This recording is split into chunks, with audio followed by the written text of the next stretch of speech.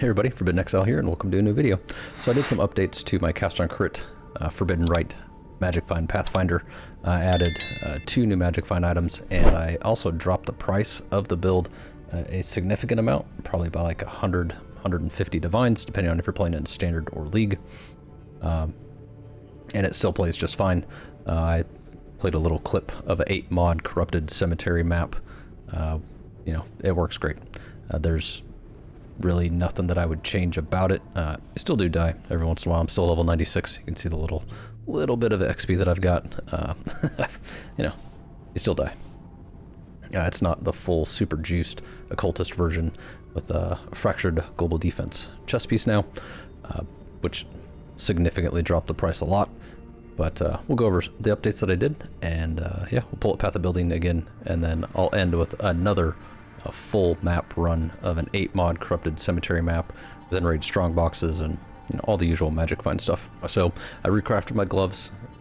There's no +2 max cold res on there. The price is significantly cheaper for those as well. It's very simple to craft. You just get some sorcerer gloves, do deafening essences of zeal, and then spam them until you get something that you like. I did cold res, and then I got lucky and got tier 2 increased rarity.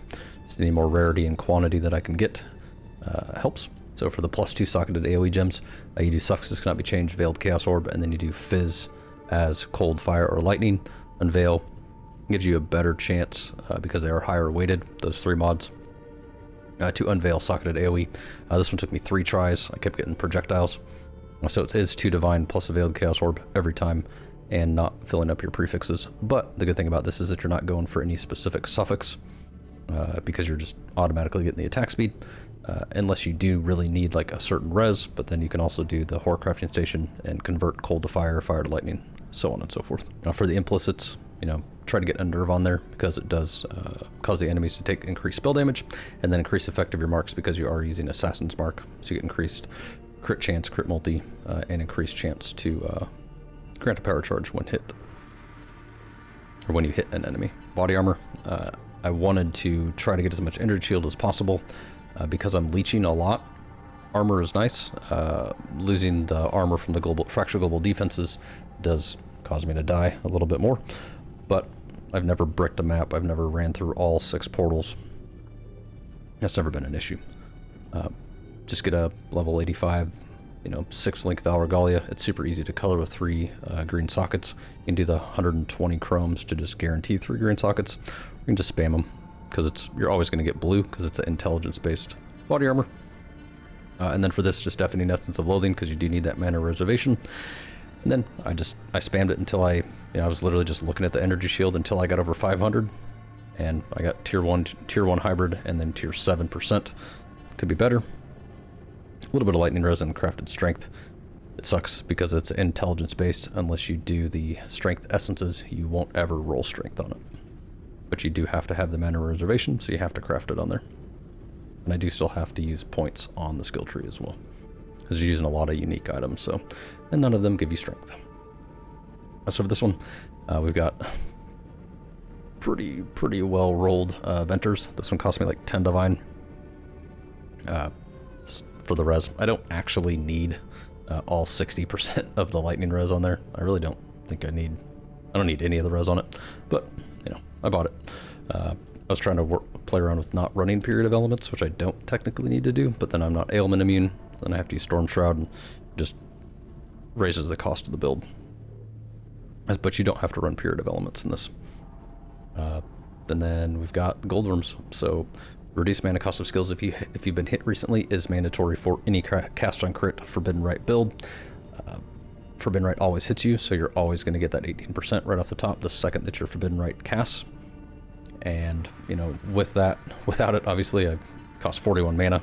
Without my flask running, once my flask goes off, it costs 16, and then once that procs, it goes down to like 8. Because you can't do the crafted reduced mana cost of skills on any of your rings because they're unique. But I don't run out of mana. It's not really an issue. If you are running out of mana, then you might have to drop one of these rings and get just one with an open prefix to craft the reduced mana cost of skills. I still have Bisco's Collar on there, championing the cause, just to get that increased mana reservation efficiency of skills. But everything else is the same as the last video. If you didn't see that one, I'll put a link to it up here. I was using elevated boots to get to 10.1 attacks per second, but even taking those off, I didn't really lose a lot of damage. I'm at like 5 million DPS right now, and as you saw from the short clip in the beginning, you can still run pretty nasty maps. 100% deli maps, however, can't really do them. You're just not leeching enough, you're not strong enough. You would have to go fracture global defense and then use the double elevated boots and get to probably like over 10 million DPS for it to feel really good. So as far as skill tree goes, I took out these two nodes right here in order to get strength and strength, because you don't have really any crafted gear aside from this in your gloves, but they're energy shield, intelligence based gloves, so you're not going to roll strength on them, and you want to craft more energy shield. If you do have an open suffix, and when you hit it with a veil and you do happen to get a veiled prefix and you can get the socketed AoE gems, then you could craft strength on there, and that'd save yourself a point. But I'm also level 96, so I do have technically 4 points to go, but I probably won't level this character to 100. So as far as path building goes, 5.2 million DPS, it's with discipline, and then 116,000 effective hit pool. It's not great. It's not like close to a million like the other one was. That is with molten shell running. When molten shell's off, you're only at 44,000. So you can die. That fizz really hurts. So people have asked me how much this build cost. The other one, as I said, in one of the comments I replied to, is about 300 divine, just with the cost of the body armor. I think the fractured global defense body armor in League right now is like 50 to 60 divine. In standard, they're like 150 or something like that. So I'll go over the prices of everything, how it is now. We'll do standard and in League. I priced this yesterday. So as far as the helmet goes, you're looking with the enchant about 5 to 7 divine in standard and about 4 divine in League. The claw, there's a few of them for sale. Pretty much the same thing. Some of them don't have the non-chaos. They have increased spell damage or increased skill effect for chaos skills. They're about 40 to 50 divine in standard. In League, they're about 10 to 20 divine, but they're pretty simple to craft. So I'll actually put the link to the video up there for that one. The shield, it's about 1 divine. It's the Aegis Aurora. There's a lot of them out there. If you're playing in League, you might be able to get one with a good stat on the skill tree for the crucible tree.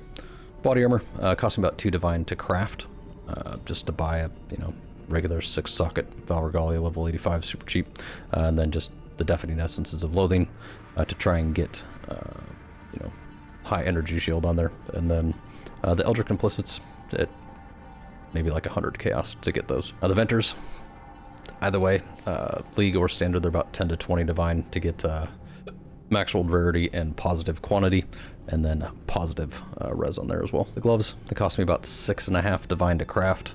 Just item level 85 sorcerer gloves with the deafening essences of zeal, and then as I said, it took me 3 tries to get the socketed AoE gems. Could take you more, could take you less. You might be able to get it the first try. I have done that before as well, so that it's always nice when you get that socketed AoE gem on the first unveil. And then the implicits, it's pretty cheap and pretty easy to hit those. The unnerve does take a little bit to hit if you're unlucky. So the amulet is actually about 2 divine for a max rolled rarity, mid rolled quantity. It's about 2 divine in standard and like 50C in League right now. So the boots with the enchant, this is kind of an iffy one. So there were 3 divine last time I checked. In standard, there's some for 1 divine in League right now. You can't really run the build without that enchant on there. It kind of sucks. It does limit you. I would say maybe just buy a pair of boots that do have it, craft around it. Get a pair of these, run lab, or pay somebody to run lab for you in order to get that craft on there, and then you can use them. As far as the Watchers I go, so we'll go for the jewels here. So you really just need the energy shield per enemy hit when affected by discipline, because then you can just take this to do 25% chance to gain a flash charge and deal critical strike. And you're also gaining flash charges from the Ascendancy as well. But this one, I have the precision mod on there, so why not use it? So I took this point out, but just that mod alone on a Watcher's Eye in standard is like 6 to 10 divine. In League, that's like 1. Large Thread of Hope with max negative rolled res, -10 instead of -20. On a large ring, In Standard is about 7 to 10 Divine, in League they're about 4 Divine. The Militant Faith with High Templar Dominus and reduced mana cost of skills per 10 Devotion is about 1 Divine in Standard or League. And then the large cluster jewels, they're about 1 Divine each. So total cost for the build in Standard is about 113 Divine, we'll call it 115, just an easy round number. And then in League it's 66, call that 70. I did like mid pricing on some of the things that varied in price. And I personally think Standard or League, that's a great price for a very, very good Magic Find build. 2 things that I technically could put in the build, but I don't want to because I just don't want to, is the Greed's Embrace. So it does give you increased quantity and significant amount of increased rarity, but because it's just armor based, it's super hard to color 3 blue, 3 green. I could go, 5 socket it and then do, 2 red or 2 green, 2 blue until I get 3 green, 2 blue, and then go back and forth. Costs 420 Jeweler's Orbs to go from 4 to 5, or 5 to 6, 5 to 6, 5 to 6, back and forth. So you're talking like thousands upon thousands of Jeweler's Orbs. And then the Divination Distill it. I could technically try to replace one of these, but you have to be able to avoid being stunned when you're Cyclone. You have to have the crit chance. You really do need the armor. And then you have to have the crafted reduced mana cost of skills. If I take this off, it drops it down to like 3 million DPS. So it's just not worth it. It's a significant amount of quantity and rarity, but I don't like playing it. I tried, and you just don't do enough damage. All right, well, hope that helped. I hope that answered some of your questions that some of you may have had that saw the last video. If you do have any more questions, please feel free to drop me a comment. Let me know if maybe there's something that you would prefer me to use, and then I'll be more than happy to try it out. It's just such a big game. Not everybody knows everything, no matter how much they might claim to. I'm always learning stuff in the game. Thanks for watching. If you did enjoy the video, please give it a like, and if you're enjoying the content, please consider subscribing.